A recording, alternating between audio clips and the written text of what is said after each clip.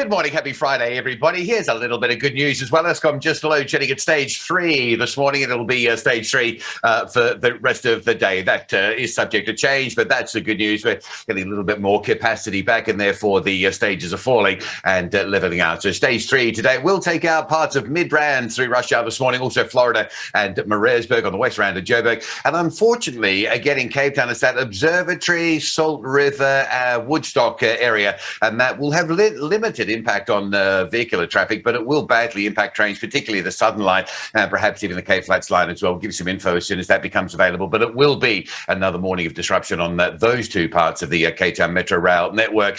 This is really important. This is Pietermaritzburg, Ashburton.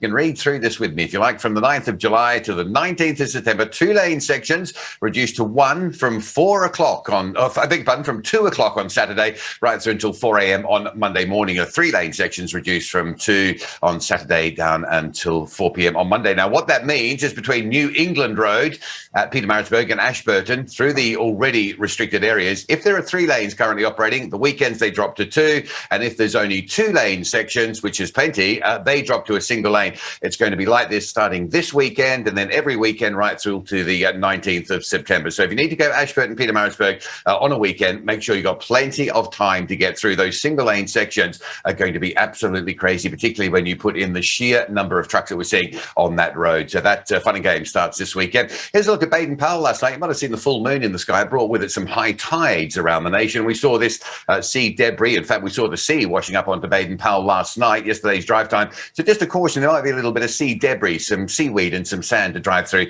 along Baden-Powell, Strandfontein and Muizenberg section this morning. And staying in Cape Town, it's a big weekend. 55,000 are expected at the DHL Stadium for Springbok versus Wales. You don't want to try and get any parking around there. It's very limited and it's going to be a massive crowd. Park in the CBD. You can use the fan walk. You can walk out to the stadium. That opens on Saturday. Or these free My City buses operating from the Civic Centre and Tybolt Square. If you've got a ticket to get in the game, you can get on a free My City bus from the city centre. Plenty of parking in the CBD and let the bus take the strain rather than trying to find some parking amongst that big crowd. All right, we'll leave it there.